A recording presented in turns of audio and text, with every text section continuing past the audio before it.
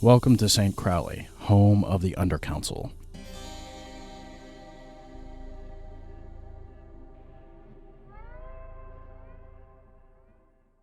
Neil pulls up out in front of the gates in front of the house.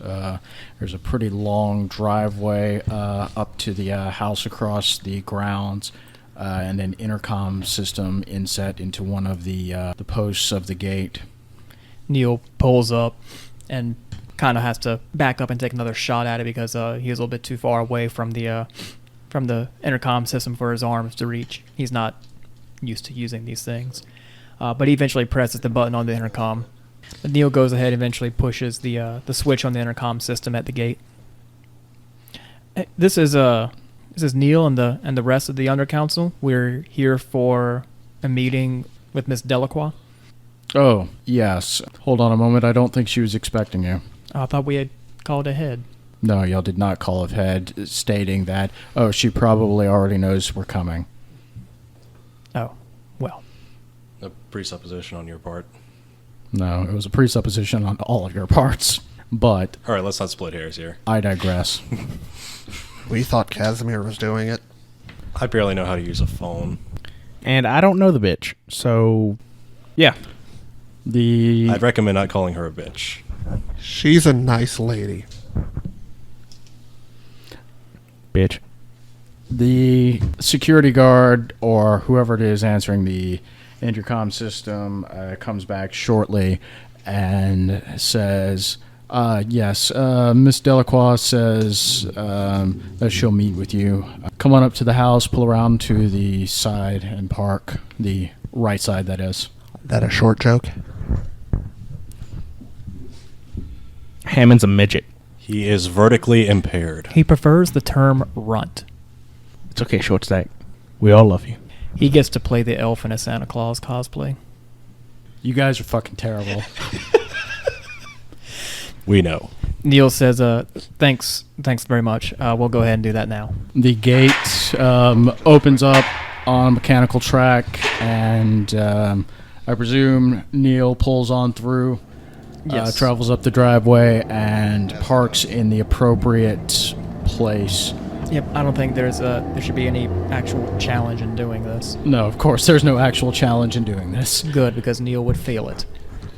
As we try pulling in, boulders start rolling down towards the car. Turns out it's a freaking obstacle course. No. The Mage Excalibur, who you all previously encountered a couple of times. Never met him. He was a pretty cool dude. Yeah, you have. He was at the auction. Yeah, he was playing on his phone.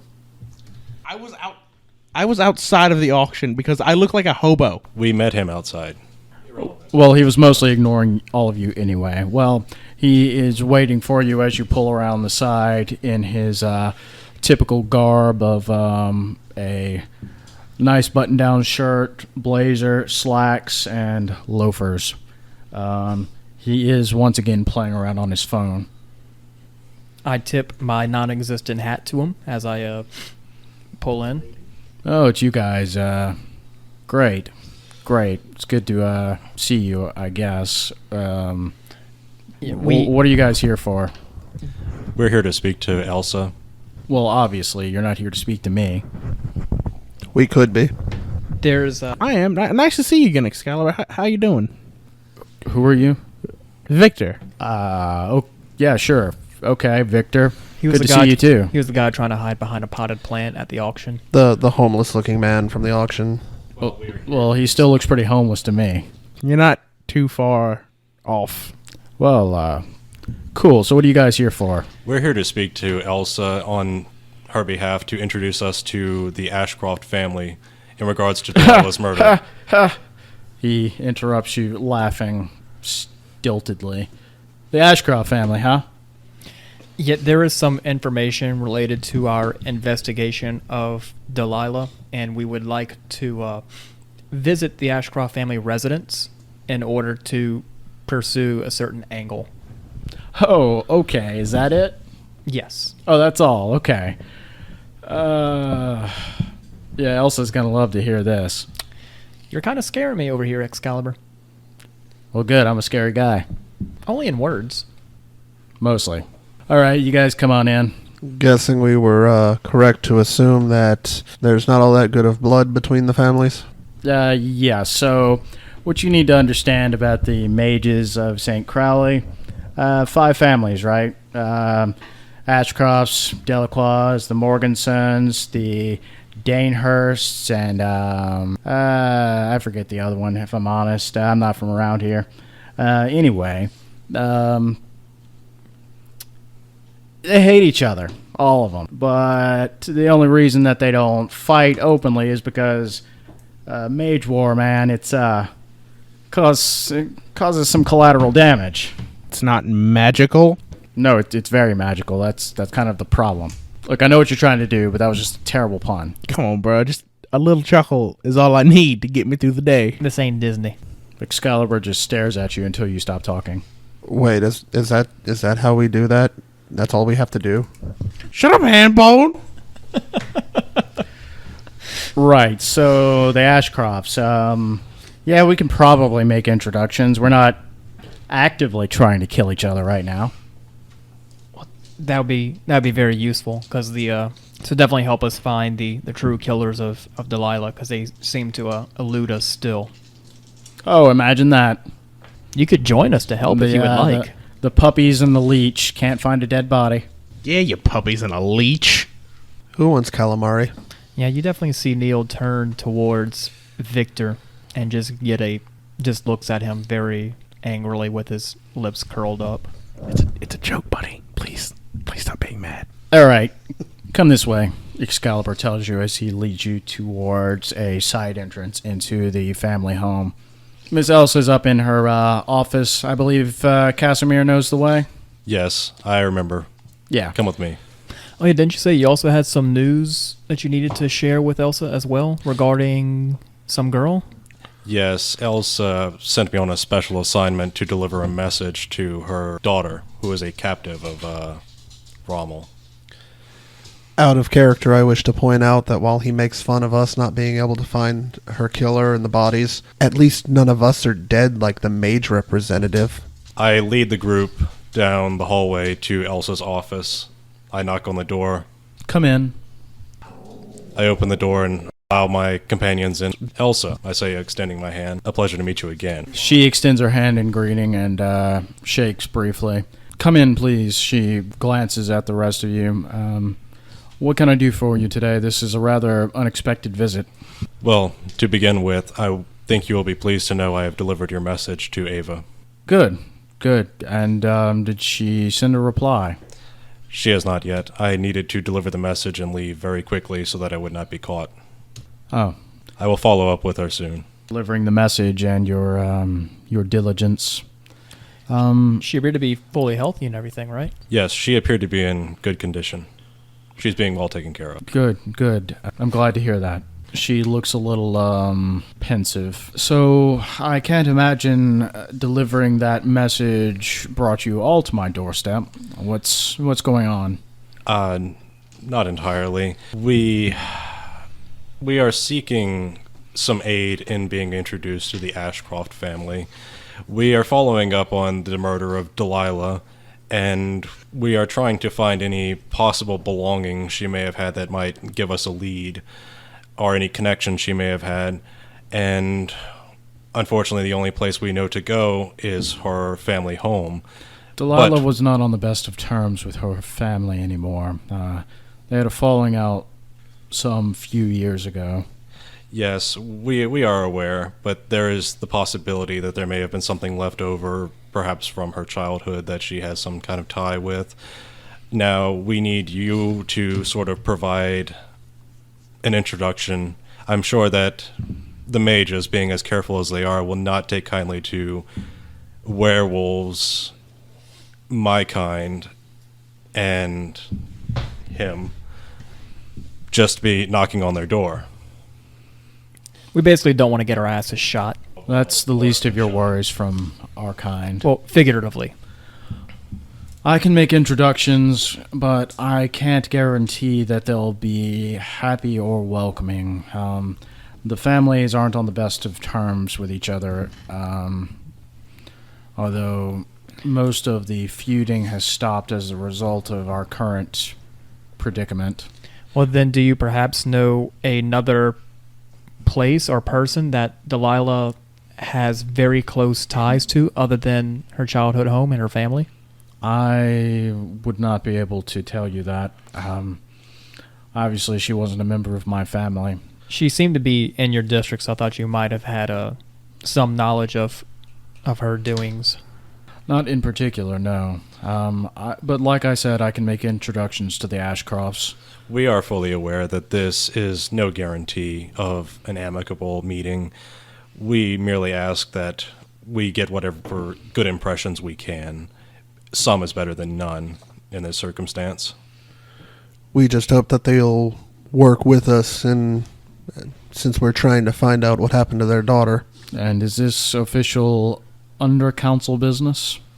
Yes, it is. Hector responds.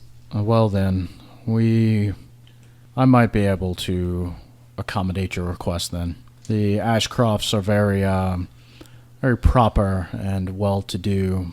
They wouldn't want to be seen as stepping out of the line, and the name Undercouncil still holds some weight Hector amongst nods. the mage families. Hector nods as Neil gives his thanks. All right, then let me make a phone call, and you all sit tight for a moment. We very much appreciate it. Elsa leaves the room for a couple of minutes. In the meantime, are you guys going to discuss anything, or? That's Elsa? Yeah. Yes. Cool. She's more or less the most powerful mage in town, I believe. What about that guy in white? Mercenary guy? That was Islington. He is a not necessarily rogue mage, but he is an independent mage. He's not really associated with anyone else in town and is just he's a man for hire. However, Cool. He does have ties with Rommel, the prince of the vampires in St. Crowley. Also, question, why does he have her daughter? Leverage. Rommel has control over the mages in some fashion in the city, and he keeps the mages in line using some strange power. It was something that the director wants us to investigate. That's crazy. Have we not informed you of this? No! My apologies, then. The only one that's really experienced it or seen it so far has been Neil. And most of us can't seem to really find a solid lead on it. There's a possible connection to this strange door that we found in the catacombs of the city. Yeah, there was something I saw in a vision. It seems to be called the Abyss. However, it seems to be very different. Anyone who knows about the connection to this door in the underworld says that the Abyss is somewhat tangentially related, but not entirely part of it. The Abyss is something that lies beneath all of St. Crowley.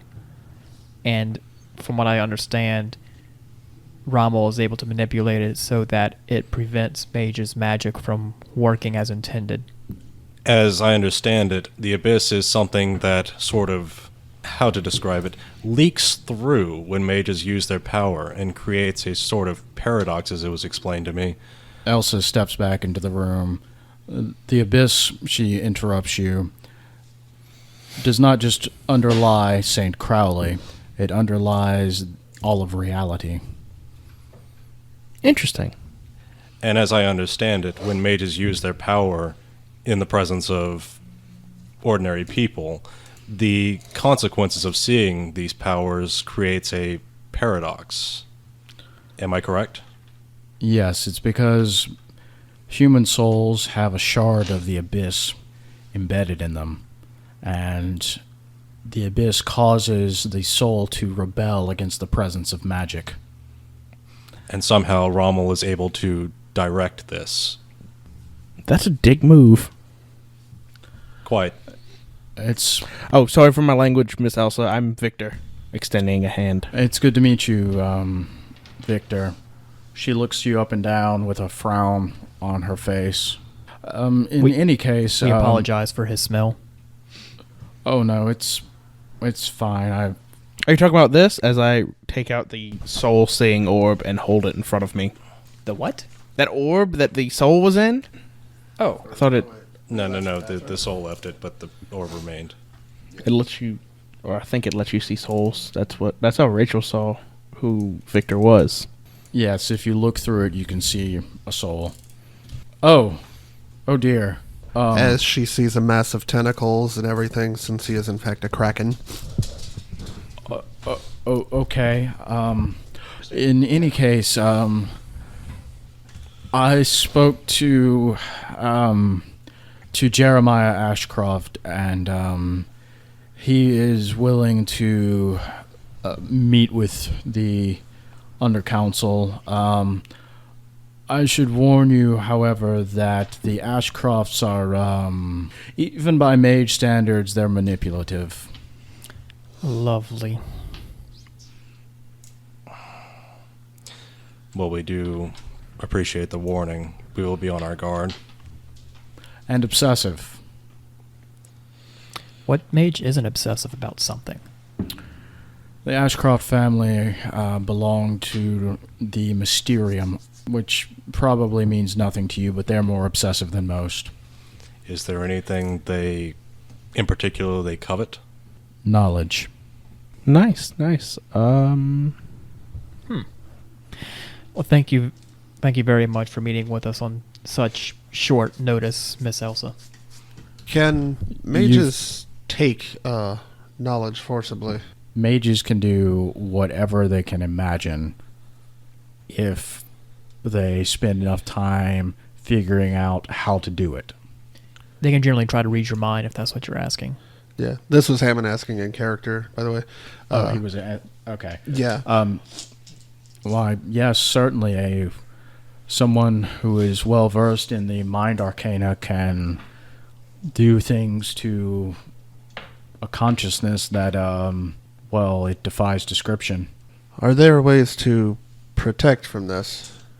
A mage can protect against this. You are what you are, and that affords you a certain degree of natural resistance to magic, but in order to actively protect against it, you would need some kind of ward. It's my opinion, then, that we spend as little time with them as possible, get what we need, and leave, because there are things we know that they don't need to be gaining access to. Might I humbly request that you be able to protect us in some fashion? I could, but every use of magic, Rommel is aware of it. Even to such small degrees? Oh, yes. And if I start casting spells like that, Rommel might get curious. In that case, Hammond, you may want to sit this one out. Well, we all know things. True, but it seems you know the most. I think we're being overly worried for now. We can discuss it more, analyze risk-reward later. My advice is to project yourselves as individuals who aren't worth investigating. That should be easy for one of us. I say, shifting my eyes at Victor without him seeing. Out of character, so does that mean we all just dress like Victor? It's going to be difficult for you because you are members of such an eclectic organization. Victor's the one who knows the least out of everyone in this group. Out of character, that is absolutely right. Well, I think we should be on our way. I presume you can show yourselves out. Yes, we know the way. I don't think I'll get lost. Out of character.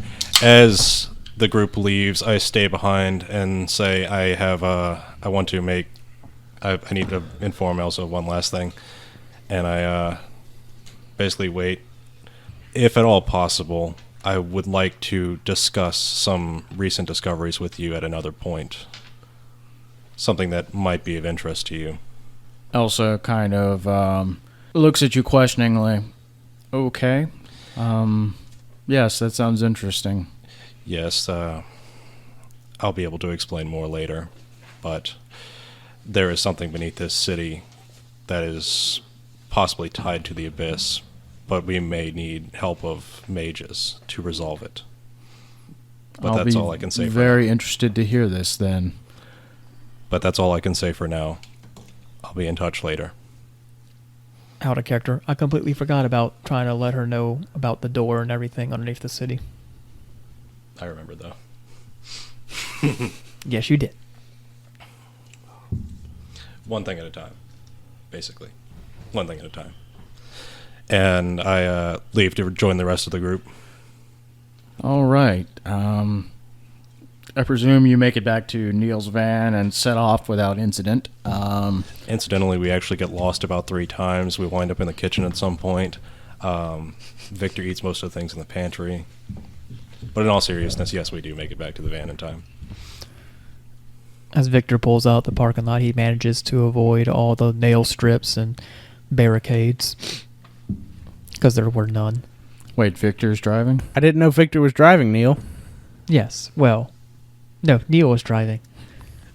Neil forgets who Neil is sometimes. Victor's just sitting in his lap. Neil's very preoccupied. Gonna take a left here. Okay, cut. All right, so Neil is driving the van now. There's no No. editing here. Okay. Where Don't we're tell going, him. there's no editing. Don't tell him to live his life. Neil does what Neil wants to do. Exactly. So I presume your characters are heading over to the Ashcroft estate on the other side of town.